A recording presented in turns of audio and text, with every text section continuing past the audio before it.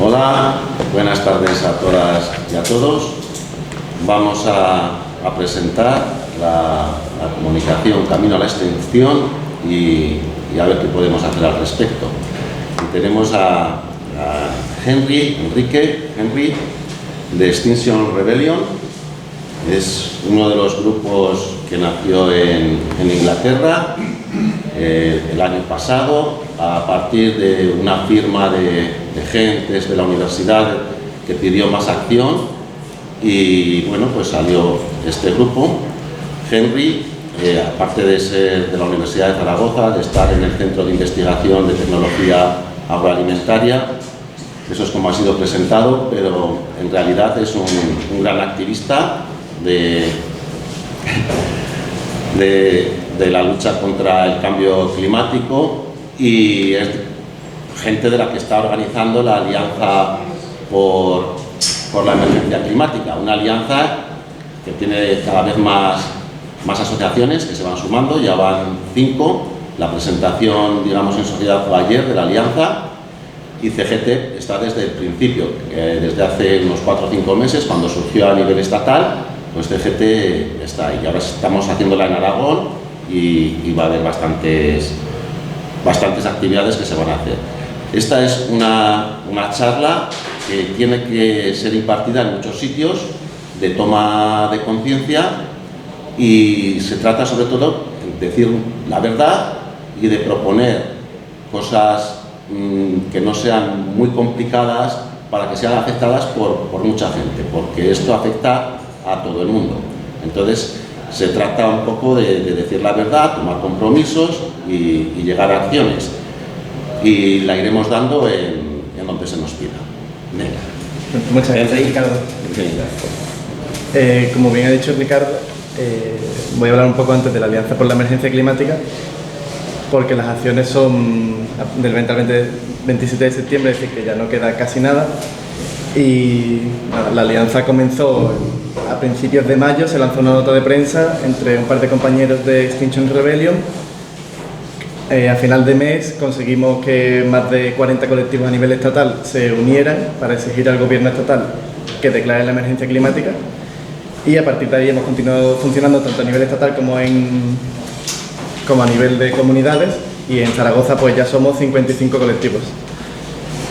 Así que nada, entre esos 55 hemos organizado actividades. El día del 20 al 21 habrá 24 horas por el clima, y después el día 27 habrá una manifestación, movilización ya más masiva, y donde seguramente participe mucha más gente.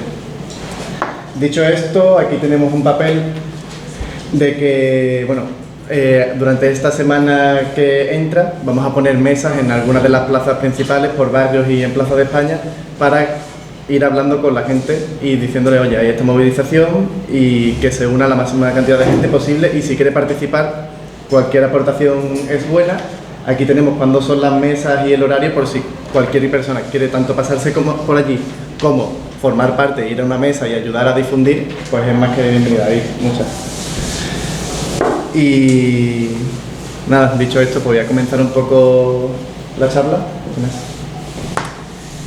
Y como ha dicho Ricardo, estoy haciendo el doctorado en Ciencias del Medio Natural, y viniendo de ese área, aunque no sea la persona más experta, sí que empiezo a conocer cómo se forma la ciencia, es decir, cómo se forma la literatura científica y, por tanto, de dónde sacamos la información. Del movimiento que voy a hablar, que es Extinction Rebellion, nace en Reino Unido hace ahora 1 año y medio aproximadamente, de la mano de la organización Rising Up, y nos centramos en la acción directa no violenta y la desobediencia civil como vía contrastada para generar cambios en la sociedad. Vale, aunque por lo general las presentaciones que hablan de cambio climático suelen tratar de ser bastante positivas y decirle a la gente, bueno, que la gente se vaya con buen sabor de boca y diciendo podemos hacer algo, esta charla va a ser un poco diferente. La vamos a dividir en 2 partes. La primera sí que va a ir sobre, vale, qué nos dice la ciencia sobre la crisis ecológica, el caos climático, todo el tema de ecología. Y la segunda parte es el qué hacer, cómo responder, cómo interiorizamos esa información, esto es lo que nos dice la ciencia, y por tanto cómo actuamos para afrontar esa situación y mejorarla.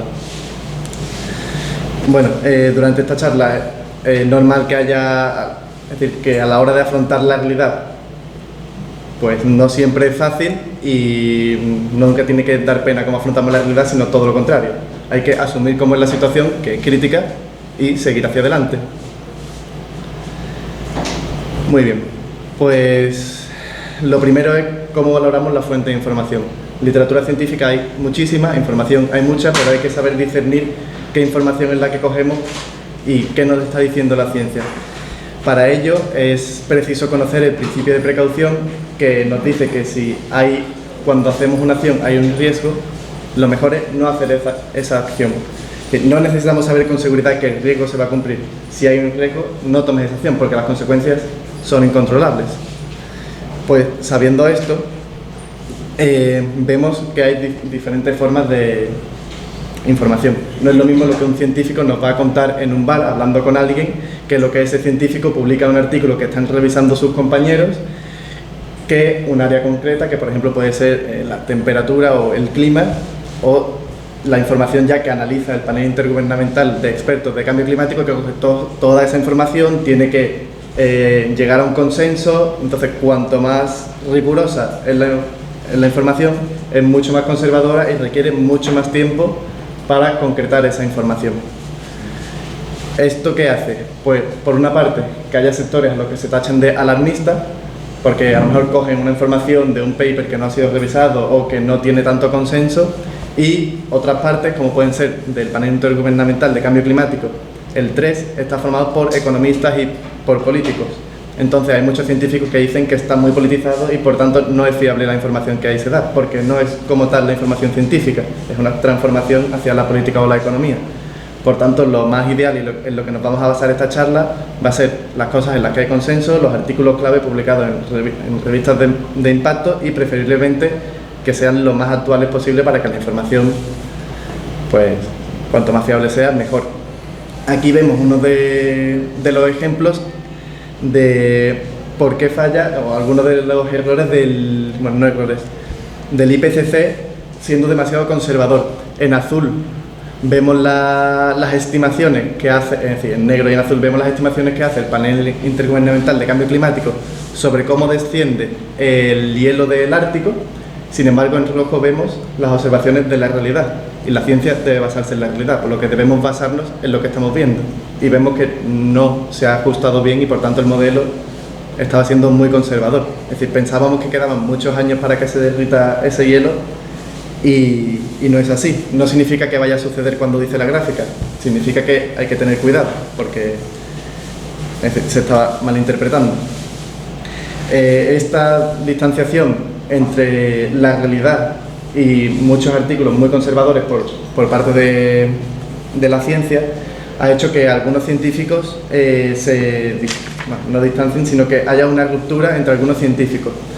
Aquí tenemos, por ejemplo, el artículo Lo que se esconde debajo, que trata sobre la infravaloración del riesgo climático existencial, en el que habla que hay que reformular la forma en el que se está tratando la urgencia de tomar medidas contra el cambio climático en el panel intergubernamental de cambio climático. Entre ellos tenemos a Hans, que, aparte de ser investigador en Potsdam, también ha sido asesor del Papa, de Angela Merkel y de la Unión Europea. Es decir, no es una persona para nada alarmista, sino pertenece a bastantes instituciones, tiene una voz muy creíble y nos está diciendo... ¿El Papa? Y nos está diciendo el cambio climático está llegando ahora a la última partida y el problema es la propia supervivencia de nuestra civilización. Es decir, hay científicos que están viendo que la situación es muy grave y científicos con mucho renombre y mucha trayectoria detrás. Bueno, ahora vamos a profundizar un poco en la ciencia detrás del cambio climático y para ello vamos a hablar de temperatura, punto de inflexión, bucle de retroalimentación e impactos.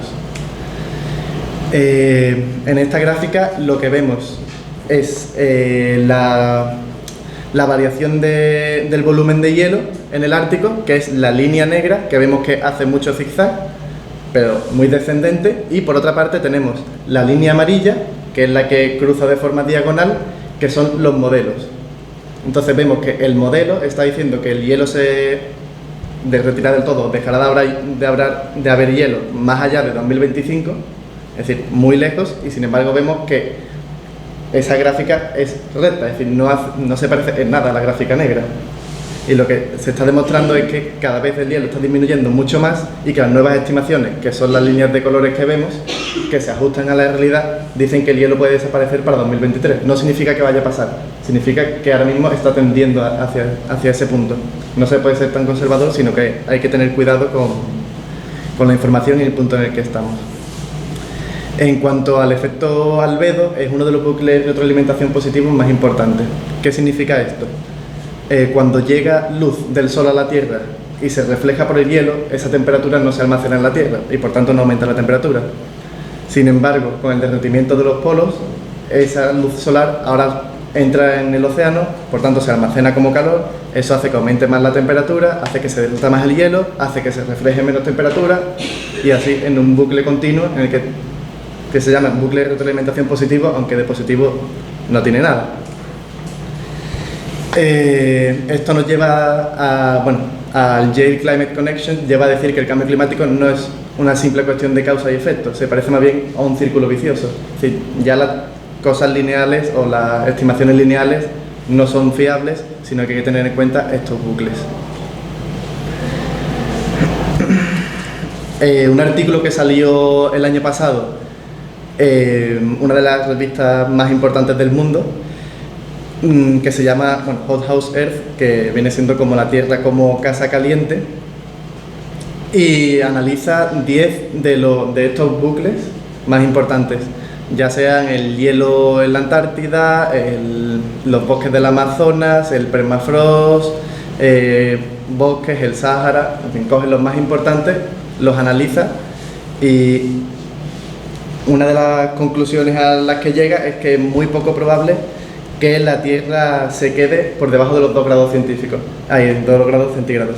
Recordemos que el IPCC y el Acuerdo de París decía que deberíamos quedarnos en 1,5 grados.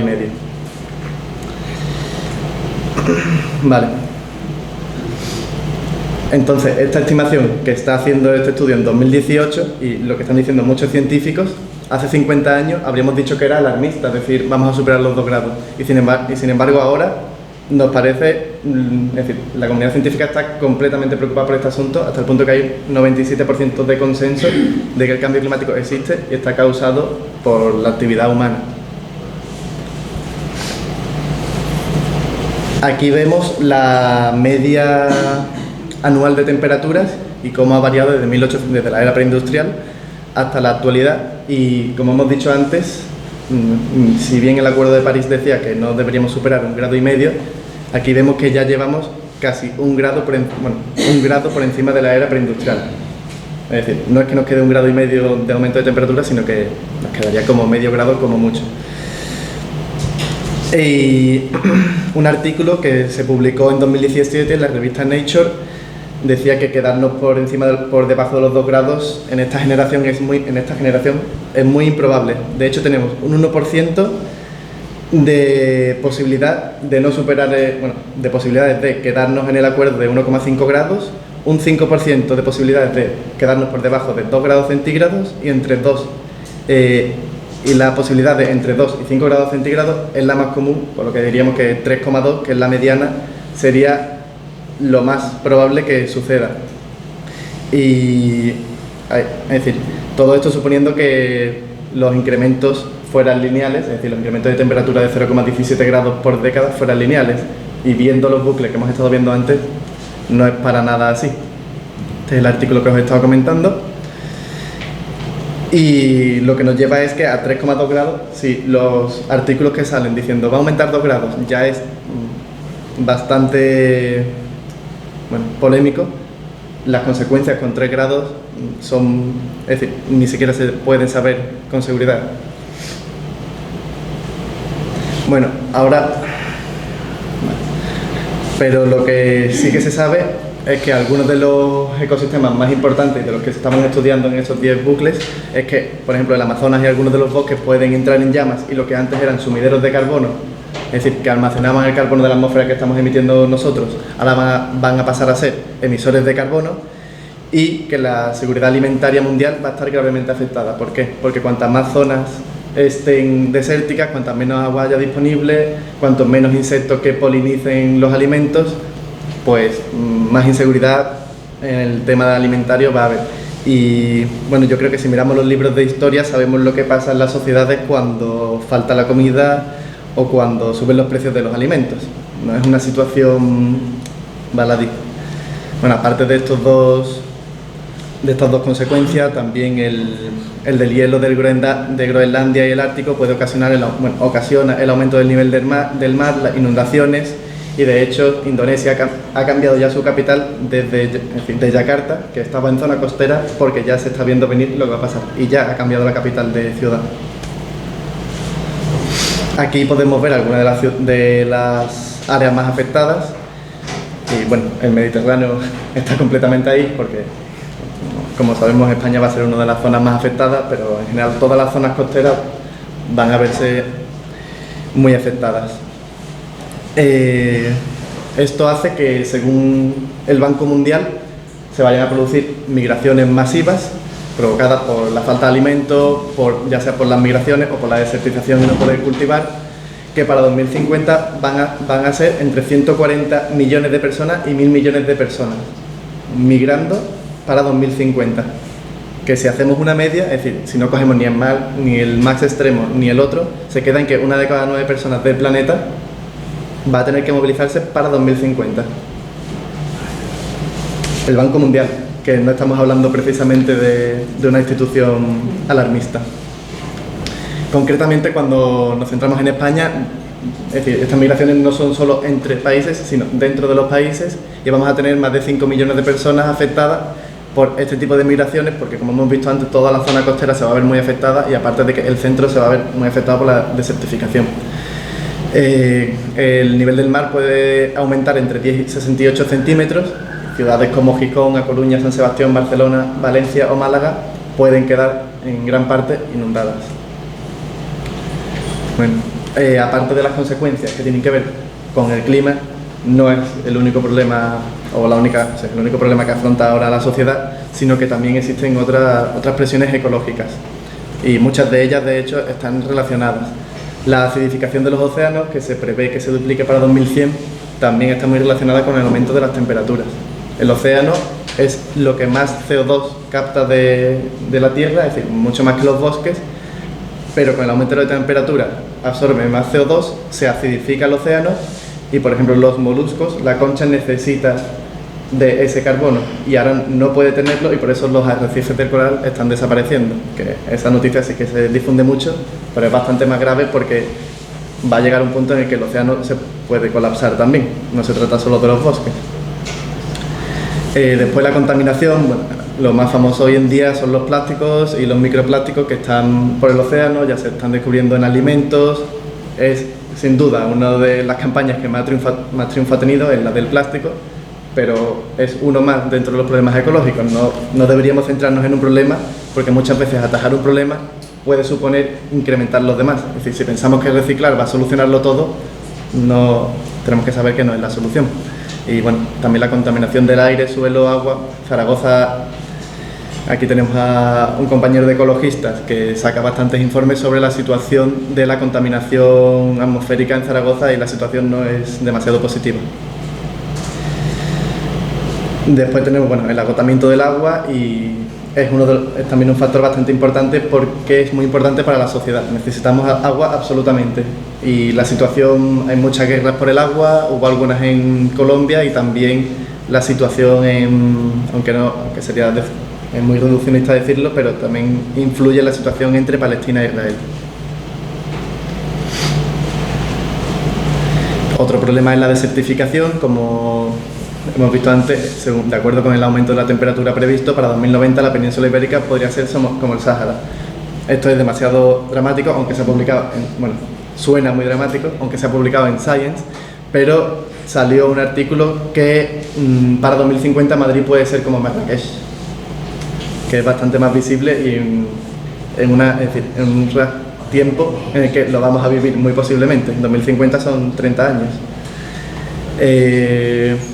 Otro de los problemas ecológicos es la deforestación y la pérdida de hábitats. La deforestación, bueno, ahora tenemos casos muy llamativos con la Amazonía y los incendios que se provocan de acuerdo a políticas, y también la pérdida de hábitats, que está muy influenciada también por las políticas y la forma en que a lo mejor nos alimentamos y, bueno, más en cómo producimos los alimentos y lo que esto supone. Vale.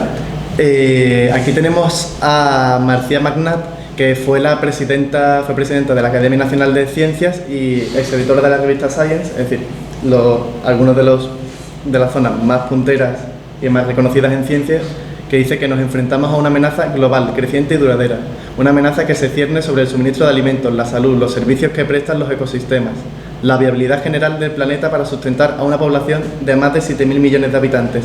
El tiempo para debatir se ha terminado, se necesita acción urgentemente.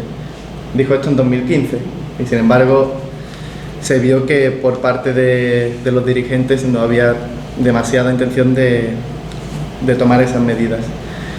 Y eso, en 2013 ya se decía que hasta las impresiones más optimistas eran funestas. Es decir, llevamos mucho tiempo sabiendo esta información y, sin embargo, no se están tomando medidas suficientes. Entonces, ¿por qué decimos camino a la extinción? Ya ha habido 5 grandes extinciones en la historia de la Tierra y 4 de ellas han sido provocadas por el CO2, por el incremento de CO2, y una por un meteorito, por un asteroide. De la que más se habla es la extinción Permica Triásica, porque el cambio climático descontrolado que se provocó por el aumento del CO2 puede volver a ocurrir y podría acabar con el 97% de la vida en el planeta. ¿Por qué se dice que puede volver a ocurrir? Porque el incremento, la tasa de emisiones de CO2 en la actualidad es similar a la de entonces. Es decir, estamos causando lo mismo que un desastre natural que provocó la extinción del 97% de la vida en la Tierra. Es decir, no digo que esto es lo que vaya a pasar, pero es una de las opciones, hay que valorarlo y hay que actuar en consecuencia. Y si valoramos el principio de precaución de que si hay un riesgo no lo tomemos, deberíamos intentar prevenirlo cuanto antes. De hecho, hasta la Academia Nacional de Ciencias Americana está hablando del término aniquilación biológica, del punto de extinción de especies que está sucediendo ya. Están usando el término aniquilación biológica. Entre las cosas que pasan está la desaparición de fauna silvestre por los hábitats, la caza, la contaminación, las especies invasoras o el cambio climático. Y el estudio dice que el consumo excesivo y sobre todo de los ricos es una de las causas principales de todos estos factores. Bueno, aquí nos cuenta también el porcentaje, pero bueno, 1 de cada 4 mamíferos, 1 de cada 8 aves, 1/3 de los anfibios, son muchísimas las especies. Y aquí tenemos una especie emblemática que utilizan mucho en Reino Unido porque es una especie muy bonita y que por tanto llama mucho la atención de la sociedad. Y desde el año 2000 hasta ahora había 33.000 frailecillos y quedan 570. Y esto estaba pasando por el aumento del nivel del mar. Entonces, una entre 20 posibilidades de extinguirnos. ¿Por qué? Pues, de acuerdo con este artículo de la Academia de Ciencias norteamericana, las estrategias que estamos tomando para enfrentarnos al cambio climático no son para nada válidas. Es decir, para nada nos vamos a quedar por debajo de esos 2 grados centígrados. De hecho, recuerdan que estamos entre los 3,2 y los 5 grados centígrados. Y en esa situación hay una probabilidad entre 20 de que el CO2 presente en la atmósfera pueda ser una amenaza para nuestra existencia. Y entonces hacen varias categorías entre el aumento de temperatura y lo que podría suceder, y entre 1 y 5 es peligroso. Entre 1 y 5 recordemos el Acuerdo de París y al que seguramente no lleguemos. 3 grados es una catástrofe para 2050 y con 5 grados no se sabe lo que puede suceder, es decir, es inimaginable. Y aquí dicen una frase que es muy válida y sirve para tomar conciencia, y es que equivale a una probabilidad entre 20 de que el avión en el que te vas a subir se estrelle. Nunca nos subiríamos a un avión con tales probabilidades de ese accidente. pero estamos dispuestos a meter a nuestros hijos y nietos en ese avión. Es decir, sabemos cuáles son los riesgos, pero preferimos no verlos. Sin embargo, si fuera nuestra vida la que está en juego, no tomaríamos esas decisiones. Entonces, debemos empezar a pensar en qué estamos haciendo. Aquí tenemos al profesor Jen Bendel de la Universidad de Cumbria, que fue otro de los que hizo una ruptura en la ciencia diciendo la situación es más grave de lo que estamos diciendo por llegar a este consenso, y dice que el colapso de la sociedad es inevitable y pronto, que es muy probable que exista una inmensa catástrofe, refiriéndose a la pérdida de vidas humanas, catalogando de posible la extinción humana y diciendo que ya está ocurriendo a gran escala la extinción de otras formas de vida. Bueno, estos datos los presentó a final de 2018, diciendo que estos mecanismos, es decir, los mecanismos de la ciencia climática, cómo está evolucionando, podría llevar a un colapso en 3 años. Y lo dijo a final de 2018, es decir, que para 2022 la situación ya podría ser muy crítica. Sin embargo, en los informativos a diario no vemos, es decir, vemos que sí, que hay problemas con los plásticos, pero nos dicen que la situación es tan grave, nos informan para que decidamos actuar, pues de momento han decidido que no. Esta situación la catalogan muchos científicos como que es un caldo de cultivo para autoritarismos, totalitarismos y fascismo. Y algunas de las alertas tempranas del fascismo son los nacionalismos, el desprecio por los derechos humanos, diciendo, es decir, uniéndonos contra un enemigo, el sexismo, bueno, algunas de las cosas que desgraciadamente están más cerca de lo que están demasiado cerca. Y de acuerdo con el filósofo Adorno, el miedo y la destructividad son las principales fuentes del fascismo. Y hay mucha gente que afronta esta situación como miedo. Es decir, cuando vemos una situación que, de acuerdo con la ciencia, es muy grave, hasta el punto de catastrófica según lo que he nombrado de algunos informes, eso provoca mucho miedo y puede provocar que alguna gente reaccione de esta manera. Este que tengo aquí, un blog de la supervivencia de los más ricos y cómo traman abandonar el barco, de Douglas, que es profesor de medios de comunicación y economía digital de Nueva York, pero se dedica principalmente al tema del cambio climático. Da charlas sobre el cambio climático y sobre cómo es la mejor forma de afrontarlo. Pues aquí os voy a contar una anécdota que cuenta, que dice que el año pasado le invitaron a dar una charla en un resort ante un público que suponía integrado por unos 100 banqueros de inversión, que nunca antes le habían ofrecido tanto dinero por esa charla, lo que gana en un año la mitad de lo que gana en un año como profesor, para que le diera información sobre el futuro de la tecnología. Eso es lo que le contaron. Dice, a su llegada pensó que le llevarían al camerino, pero en lugar de ello le colocaron un micrófono. En lugar de eso, lo dejaron sentado en una mesa redonda e hicieron pasar a su audiencia 5 personas, todos hombres y de las altas esferas en el mundo de fondos de inversión. Después de intercambiar unas breves palabras, no tardé en advertir que no tenían ningún interés por los contenidos que se había preparado sobre el uso de la tecnología o el futuro, sino que ya venían con sus propias preguntas. Entre ellas, ¿qué región se vería menos afectada por la crisis provocada por el cambio climático, Nueva Zelanda o Alaska? Es decir, realmente la gente sabe lo que está pasando y quieren tomar medidas.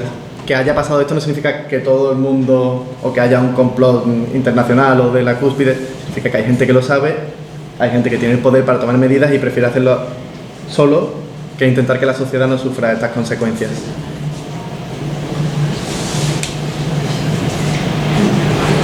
Vale, ahora vamos a ver, viendo lo que yo he contando, que viene siendo qué nos ha dicho la ciencia, vale, ¿qué han hecho los gobiernos frente a esta información de la ciencia? Pues no hay respuesta. Las políticas gubernamentales en España han sido que se puso un impuesto al sol en 2015 a los productores para el consumo de energía que ellos mismos generaban. Hay ayudas opacas a las energías sucias, siendo España el país de Europa que más subvenciona las centrales con energías sucias para mantenerlas, aunque no generen electricidad. Y además la permisividad con las centrales térmicas de carbón, que se ha permitido 7 veces más emisiones de lo permitido en la Unión Europea. Es decir, se está haciendo más bien poco o en contra desde el gobierno. Entonces, no por ello tenemos que dejar de afrontar la realidad. Como vemos en la gráfica de la izquierda, las concentraciones atmosféricas de CO2 se están incrementando a un ratio exponencial, cuando casi siempre se valoraban estos incrementos como lineales, cuando en 1990, es decir, hace 29 años, las Naciones Unidas advertía de que no se podía aumentar 1 grado la temperatura bajo pena de colapso civilizatorio. Es decir, ya estamos en ese grado. La situación cada vez se vuelve más difícil de controlar, es el problema. Entonces, la gráfica de la derecha es hasta dónde estamos dispuestos a dejar caer la Tierra y cuáles son las consecuencias que estamos dispuestos a sufrir. Es decir, el CO2 sube cada vez más, el metano sigue cada vez más y habrá algún momento en el que se nos escape de las manos. Entonces, ¿por qué seguimos actuando de esta manera cuando sabemos que la situación es tan grave? Aquí hay una entrevista con Kevin Anderson, que es profesor de Energía y Cambio Climático de la Universidad de Manchester, y que viene a decirnos que ha habido una letanía de fraudes tecnocráticos, es decir, que no hemos intentado siquiera una mitigación real de los problemas, sino que los objetivos a largo plazo o los objetivos a corto plazo tan típicos de los políticos, porque son 4 o 5 años de gobierno, socavan los esfuerzos actuales por mitigar el problema. Es decir, estamos pensando en qué podemos hacer para conseguir más votos, tanto en las siguientes elecciones como más allá, y no qué podemos hacer para solucionar los problemas.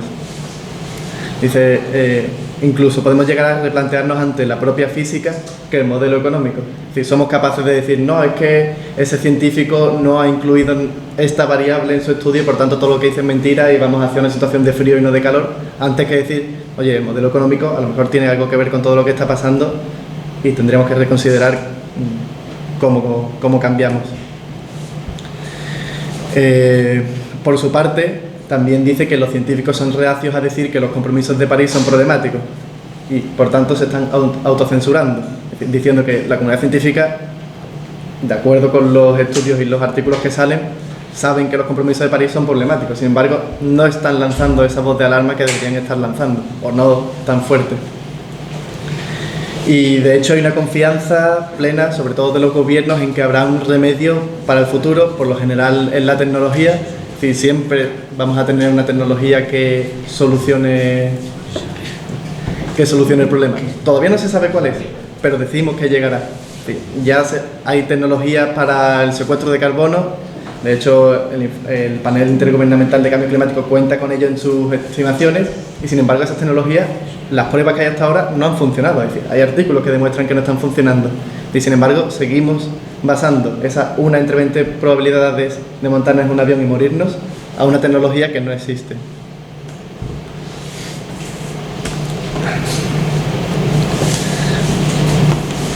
Entre ellas eso, la energía de biomasa, la captura, almacenaje de carbono, y que los políticos están confiando mucho en que esa tecnología nos salvará cuando realmente... Vale.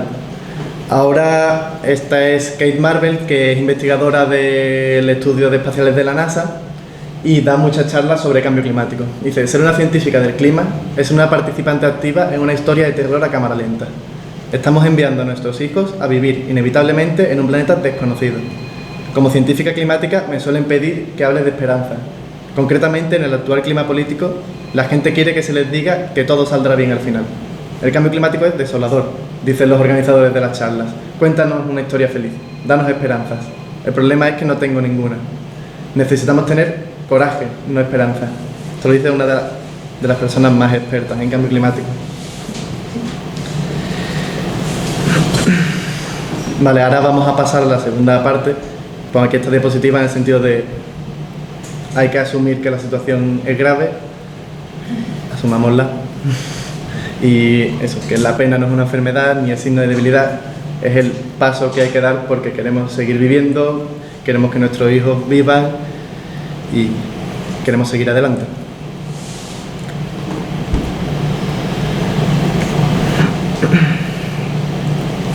Vale. Bueno, ¿y qué hacemos ante esto? ¿Qué respuestas emocionales y prácticas damos? ¿Cómo nos afecta esta amenaza existencial ¿Cómo afecta el modo en que deseamos vivir nuestra vida? Vamos a pasar ahora a esa parte. Bueno, aquí tenemos a Stephen Jenkinson, que, bueno, aparte de maestro, es escritor y activista, y nos viene a decir, bueno, tengo varias citas suyas, pero lo que nos viene a decir es que en la era de la crisis ecológica, cuando el futuro de nuestros hijos es una catástrofe inimaginable, nuestro trabajo es realmente permitirnos sentir el dolor y luego preguntar cómo pretendemos actuar. No podemos evitar sentir cierto dolor o sentir impotencia frente a lo que hay que hacer, a la situación en la que estamos, para nada. Tenemos que asumirlo y decir, vale, esta es la situación, vamos a dar el paso. Entonces, como decía Kate Marvel, cuando no hay esperanza, lo que falta es la acción, el coraje. Y por eso nace el movimiento que he venido a presentar hoy. Bueno, me voy a quedar en esta diapositiva. Porque ¿cómo podemos crear la presión política suficiente para que se tomen medidas? Es decir, depende de nosotros crear la voluntad política, la sociedad que nace la política. Y hay técnicas probadas para hacer eso. Así que estamos hablando de la necesidad de la desobediencia civil pacífica y que ésta se convierta en una rebelión, no una rebelión en el sentido de ejército, pero en el sentido de cuando un gobierno no está actuando, rebelarte, es decir, cuando un gobierno está actuando contra la vida, rebelarte es decir, defender la vida es rebelarte contra ese gobierno. Por eso es una rebelión contra los gobiernos. Entonces, aquí tenemos una frase de Einstein de que el mundo es un lugar peligroso para vivir, no porque haya gente malvada, sino porque hay gente que no hace nada al respecto. Estamos viendo que la información no basta, estamos viendo que quien debería tomar las medidas no las toma, pero sin embargo los que no estamos haciendo nada al respecto también somos nosotros. Tenemos el poder de cambiar eso. Tenemos que empezar a usar ese poder.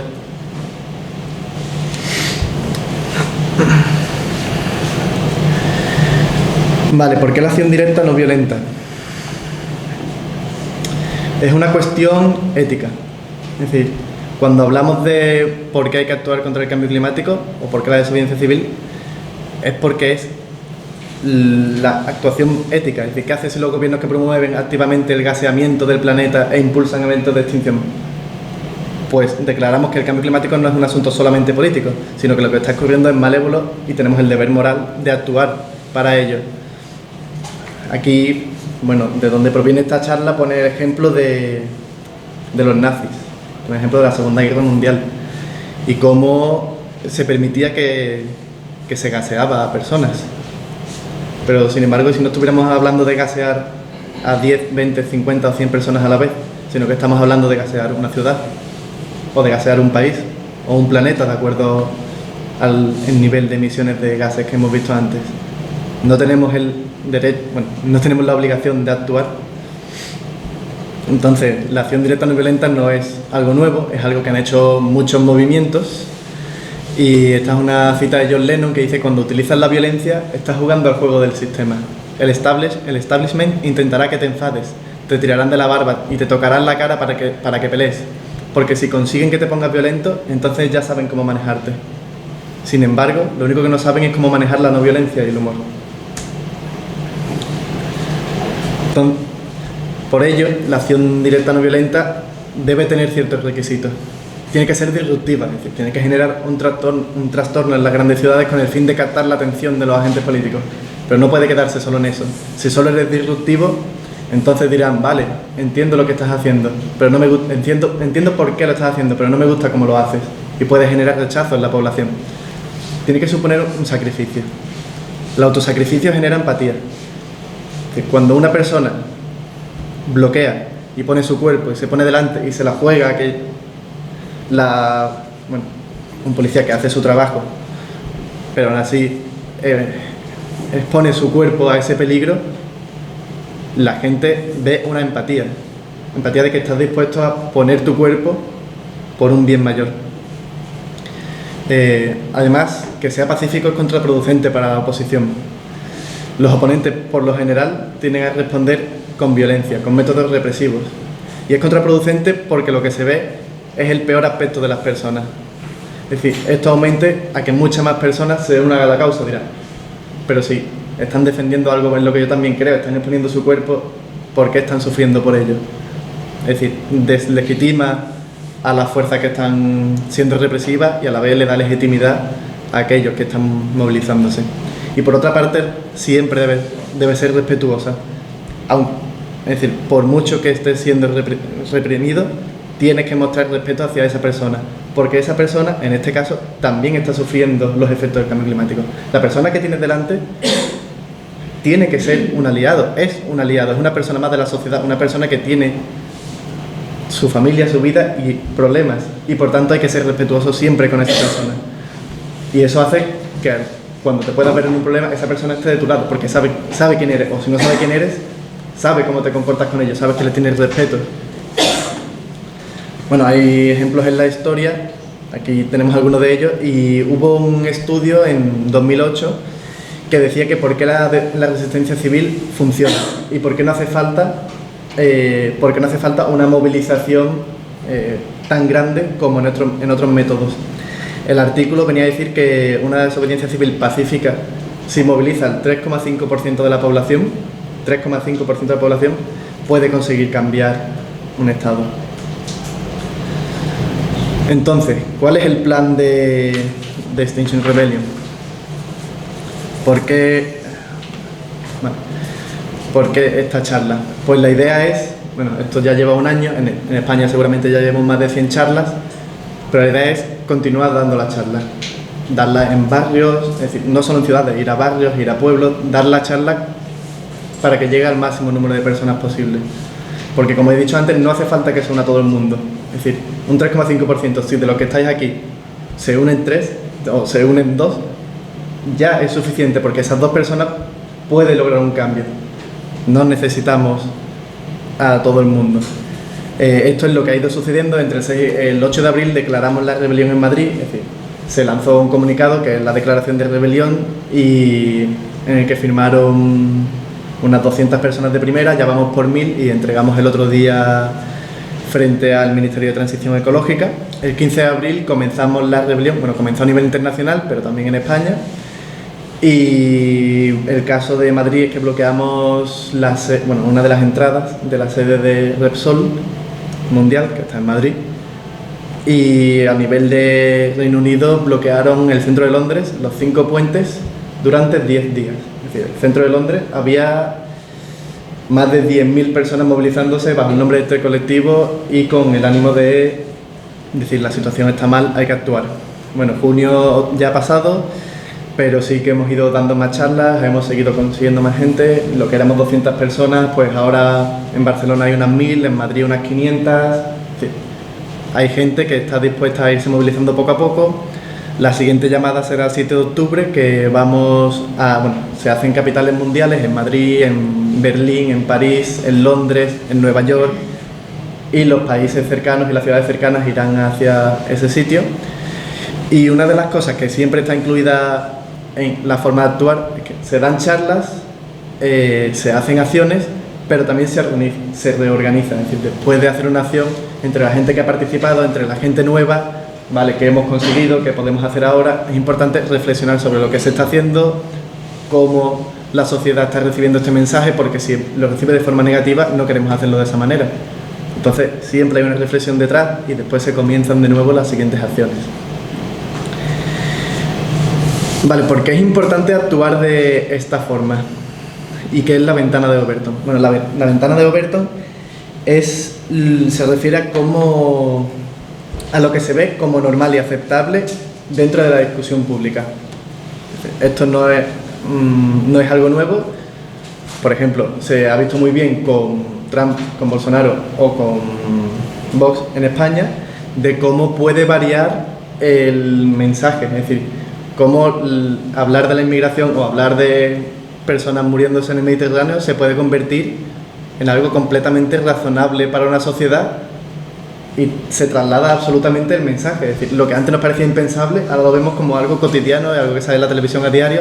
Pues lo que queremos es precisamente llevar al mensaje cotidiano el que la situación, de acuerdo a la información científica, es muy grave, la extinción de la humanidad, bueno, de la civilización está en juego y hay que actuar para revertirlo. Algunas de las movilizaciones de las movilizaciones con acción directa no violenta que han funcionado en el pasado son, por ejemplo, la de la libertad en Estados Unidos, el pueblo negro, que comenzó con movilizaciones estándar, con folletos, con manifestaciones y no consiguieron nada. Y sin embargo hubo un día en el que dijeron que la forma de actuar era desobediencia civil, es decir, que tenían que ser desobedientes, y una persona decidió que se sentaba en un autobús cuando no tenía permitido sentarse y detuvieron, y empezaron a haber detenciones y empezaron gente no solo negra sino ya blancos a apoyarlos diciendo pero ¿por qué no pueden ir de esta manera? Es decir, crearon una empatía en la gente a ver la situación y cómo se estaba tratando a las personas, que cambió completamente la ventana de Overton. Es decir, antes estaban completamente marginados, pues consiguieron cambiarlo.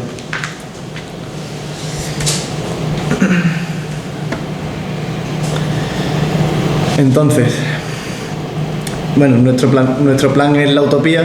¿Por qué? Porque sabemos que es complicado y porque no hay otra opción. Es decir, el planeta que tenemos es el que hay y por tanto tenemos que luchar por conservarlo y por conservarnos dentro de ese planeta. Vale, Rising Up es la organización de la que nace Extinction Rebellion, y al igual que dentro de esa organización, nuestro movimiento, que es global, también tiene una estrategia y una serie de tácticas y de cómo se consigue el cambio. Entonces hay unos principios dentro del movimiento como la no violencia, la cultura regenerativa, el respeto hacia la persona que tienes, porque es decir, todos somos responsables de lo que está pasando. ¿Por qué tenemos que señalar el dedo sobre algunas personas y no sobre otras? Esas personas están dentro del marco de una sociedad y por eso actúan de esa manera. Hay que tratar de cambiar el sistema y no solo señalar a individuos. Es decir, el sistema necesita un cambio y todas las personas que lo componemos, y no hay que pedir permiso para hacer acciones. Y también que lo que hacemos, uno de los principios es que lo que hacemos se basa en datos, en la reflexión y en la difusión de información. Todo siempre tiene datos detrás. Bueno, todas las imágenes que estoy poniendo son de acciones que se han ido haciendo. Y, por ejemplo, esta pintura se hizo con pintura de tiza. Después de pintarlo, hicieron la foto, lo subieron a YouTube, consiguieron 170.000 visitas y después cogieron, lo borraron porque era pintura de tiza, y la policía diciendo, qué gracioso, ¿no? Como riéndose un poco de ellos y diciendo, bien. ¿Qué significa?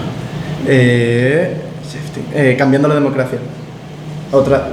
Moviéndonos hacia la democracia. Entonces la idea es cambiar el molde de las campañas ordinarias. Pasar de poner un stand y hablar con gente para decirle, oye, está pasando esto, y pegar carteles en la calle y actuar de forma burocrática y hacer un informe y después otro informe y después otro informe, que es necesario y hacer, pero no es la única manera necesaria para conseguir estas movilizaciones. Entonces dirán que es radical, pero radical es ir a la raíz de los problemas. Muchas veces necesitamos ir a la raíz de los problemas, no vale quedarnos en el contorno. Actuar de forma radical ante un problema que afecta a nuestra supervivencia, basándonos firmemente en una desobediencia civil pacífica y no violenta. Esa es la forma que consideramos que, ante la urgencia de no sé cuántos informes científicos he nombrado antes que decían de 3, 5 años, si cogemos el IPCC 10 o 11 años, en los que la situación va a ser muy crítica. Es decir, necesitamos movilizarnos. Entonces, concluyendo, pues bueno, hay dos preguntas que hacen mucho. ¿Hay esperanza? Es decir, ¿vamos a conseguir cambiar la situación? Y la otra es, ¿merece la pena enfrentarse a un poder tan inmenso, tanto político como económico? Y la respuesta es sí, siempre hay esperanza. Y la segunda es que esa pregunta no nos vale. Da igual que merezca la pena o no, o que nos vayan a vencer. Es que hay que hacerlo éticamente y moralmente, tenemos que actuar frente a ese problema. Entonces, aquí comento algunas cosas de la ética y a qué nos referimos cuando qué es ético. El utilitarismo, por ejemplo, la corriente utilitarista maximiza los resultados positivos y minimiza el daño. Es común en los países neoliberales. ¿Qué se necesita y cómo lo consigo? Es decir, ahí te basas en que consigan lo que quieren. Sin embargo, la ética de la virtud, lo más importante en la virtud es qué nos hace buena gente, el servicio a la comunidad, el deber, la responsabilidad, cómo ser un buen ser humano, qué significa ser una buena persona en estos tiempos. Y la ética del cuidado, que está muy ligada al feminismo, es la importancia del contexto, de las relaciones, de las interdependencias entre todos los seres y por tanto la responsabilidad personal con el resto de seres vivos y de seres humanos. Es decir, tenemos la responsabilidad al estar interconectados con el resto de seres de actuar, de proteger esa vida.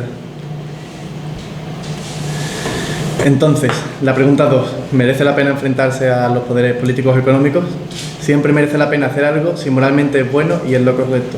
Si además con ello cuidamos de nuestras relaciones e interdependencias, y todo ello sin importar el resultado de nuestro esfuerzo. Coraje es tomar la resolución de hacer lo correcto sin la seguridad de un final feliz. Aquí tenemos a José Luis San Pedro.